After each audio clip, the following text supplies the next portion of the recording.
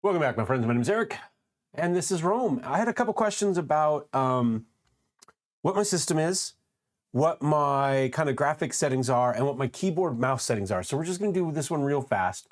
So I am running a AMD Ryzen 7 2700X with 32 gig of RAM and device manager. I hate the fact that you have to type it out before it'll pop it up. But Windows really doesn't want you in the device manager. And if we come over here to display adapters, we will see I've got an NVIDIA GeForce RTX 3060. So not top of the line by any stretch of the imagination, but a decent little budget board. So, and then I happen to be running a LG TV, SSCR2. We're running in 3840, so UHD, 60 hertz rather than 4096. So 3840 by 2160, which should be a 16:9 ratio. And I have, I've got G-Sync on. So that is what we've got for that. All right, as far as our graphics settings in-game go, once again, I'm playing borderless windowed. So we're still running that 3840 by 2160, which is what the monitor is set at. I've got VSync on here. I do have DLSS on balanced. I play with this a bit. I don't know if it's helping or hurting us at this point, if I'm completely honest.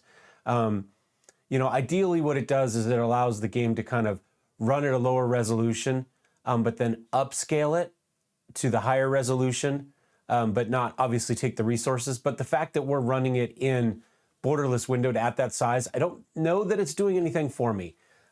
We do occasionally see some weird little bugs here and there, some little graphical glitches, primarily in the loading bay. And those are a DLSS thing. When we turn it off, it goes away. But it's on for the moment because I initially thought that's how I'd have to run the game. I'd have to play with the game in a windowed mode that then DLSS helped upscale. So I'm not really sure if it's working. I'm not knowledgeable enough in this stuff to really get much more out of that. So we've got that. As far as graphics go, at the moment, I've got view distance quality on maximum because I think that's the most important thing when you're playing this game, to be able to see things as far away as possible. Everything else is more or less kind of dialed in past that. So I've got effects quality on high. I've turned shadows quality down to medium. I don't think it's that important to me. Textures quality I've left on high. Foliage could probably be knocked down a little bit too, but I like it on high. I've got post-processing quality on medium. We are running TXAA. I can't change that because we're in borderless windowed. On maximum for anti-aliasing. And again, I don't really know enough to know if this is helping or hurting me, to be honest. Anisotropy quality I have on 8x. Again, I've done some reading on anisotropy, and I came out of it, I think, knowing less than I knew going into it. But that's where it is. It seems to be working. I've got ray tracing off. I don't believe this game benefits in any way from ray tracing. It just seems to kill my performance and give me no additional benefit. So I've got it off. Now, having said that, so if we look here, this is the GeForce Experience mod, or mod, it's not a mod, but app, I guess, that comes with, that you can get if you're running GeForce. And you can see right here, it tells you what it thinks my optimal should be.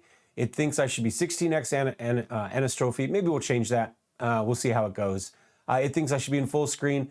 If I was just playing the game, I would be in full screen, but because I am also editing or recording and I want to be able to get quickly over to OBS without having to tab out, I leave it on borderless window. It makes more sense for me for streaming and recording, but I do believe that's good. Now, it thinks I should turn on effects quality, foliage, and post-processing to low. It thinks shadow quality should be max. Again, I think that's one of the least important things. It thinks texture should be max. I don't have a problem with that. And it thinks your view distance should be near. So I think this is more or less wrong. I would much rather my effects be slightly higher and my view distance be higher and my shadow be quite a bit lower. Again, a game like this, I think being able to see who you're shooting at is significantly more important than everything else above here, than texture quality and all that. So I think NVIDIA needs to pull their head out of their ass and figure that out, because that makes zero sense to me. Yes, it will probably give me more FPS at the cost of making the game, it gets you more FPS, but it makes the game significantly harder by not being able to see what you're shooting at until they've killed you. It also thinks DLS should be on performance, and that probably is true if we're looking for FPS. Ray tracing should be on with ray trace shadows at maximum. Again, they love shadows. I have no idea why. Again, as far as I'm concerned, ray tracing is worthless in this game. Don't turn it on. But maybe I'll try moving DLSS to performance and Anastrophe up to 16x. And maybe even, nope, I think that's it. Those might be the only changes I make. All right, as far as commands, this is what I've got. I haven't played with default very much for the mouse and keyboard commands. I play pretty close to standard. Haven't touched those at all. I don't play with inverted. I used to, but at some point I got used to the non-inverted, I guess. I don't play as many flight sims anymore. I used to play a lot of flight sims, and so inverted made more sense to me, but now not so much. Again, WASD here for my normal throttles and my turns. Full stop is X, jump jets is space. I have still center torso over legs or center legs under torso on at the moment. Sometimes I decide to remap those for other things if there's something special.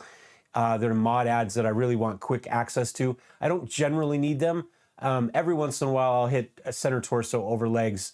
You know, if I've got something like an Irby or something that has a lot of rotation, it's just faster. But you know, your mileage may vary about how comfortable you are keeping track in your head where your body is as opposed to where your legs go. Free look is left control. That's again one I'm happy to remap. I don't use it very often. Once in a while I'm in the leopard waiting for the, you know, at the beginning of the match animation, it shows you spinning around. I'll look around the cockpit with it, but that's kind of all I use it for, to be honest. Throttle, I leave those pretty much the same. I don't actually have a number pad on this keyboard, so number pad commands don't really help me as much. Although you could easily add an add-on one to get yourself some more functionality. Or even I've got a, I just spaced on what it's called. It's one of the little screens with the extra little programmable buttons. Easily run something like that as well. Formation speed is G. Again, I don't have any number pad on there. Mask at the moment is left alt, as is supercharger. They're the same. That's fine. Generally speaking, I want both of them fired at the same time. I do run activate rather than toggle. I might change that actually. So I just have to tap it once because I find holding it down for long runs, I tend to hit other things on top of it and then kick off other commands like the NVIDIA's little overlay that shows you FPS and stuff is Alt-R. And then it pops up on the screen for me. So let's get rid of that and let's go left alt there. So we'll make that change real fast. Weapon groups 1, 2, 3, 4, 5, 6. Mouse wheel is zoom. I play with this. Sometimes I use mouse wheel up to get me weapon group 5 and mouse wheel down to get me weapon group 6 when I'm looking for that. And then just toggle through my zooms with like Z or something like that. At the moment, middle mouse button's there. We could do something with that. I have a trouble hitting the middle mouse button without doing an up or down scroll. I tend to not push straight down on it. So it's not as useful for me, but it's definitely there. Target enemy, I haven't played with those at all. All of this is also default.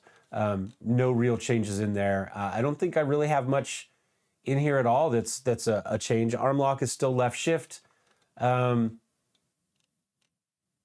You haven't played with any of that. Commands are the same.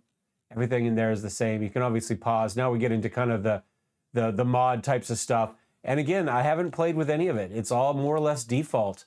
The only other command I can think of, is there a gameplay maybe? So, I mean, I guess we've got this here. Arm lock I have disabled. Throttle decay I have disabled. I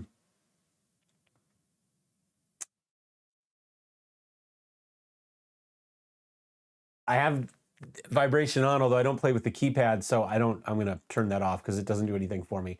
I run aim assist off. I have at the moment the default being drone camera because I generally play for YouTube in drone camera just because I think it looks better. I play better though if you're looking for performance. I think the cockpit camera, you'll be a better shot in cockpit camera. It just makes more sense to be shooting straight ahead rather than have your body offset from your targeting point, in my opinion.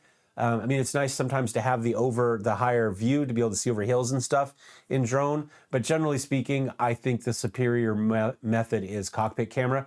But I am an old MWO player, and so I may be entirely biased on that opinion. So take that for what it's worth. Torso counter rotation. I keep this off. You can turn this, if you click this, your torso will stay pointing where it's pointing regardless of what your legs do. Your legs will spin underneath, the torso will stay lock solid. So if you have trouble hitting moving objects, this might be useful for you. You know, this is like, you know, like an Abrams running, you know, it makes a hard right, but the turret always stays locked on the target. The turret motion is independent of what the body does. I don't like that. I prefer when I turn the whole thing to turn, I can use the mouse to move the body back on target if that's what I want. But realistically, I would say like this, you're probably better at maneuvering. With it enabled, you're probably better at targeting. So if you do have trouble hitting stuff and targeting, and you're against aim assist, or maybe you already have aim assist off and you're playing with a controller or a joystick and you still have trouble, maybe enable this will help you stay locked on your target and still allow you to run your legs wherever you want, wherever you need to go. And otherwise, I do have toggle sprint. I think that's for the human, not the mech.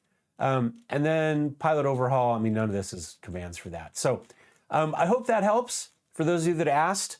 If there's other questions like that, holler. I'm happy to discuss this stuff, or if you've got suggestions for video settings or something like that that you may think work a little bit better, let me know, and I will talk to you guys later. Have a great day. We'll see you. Cheers.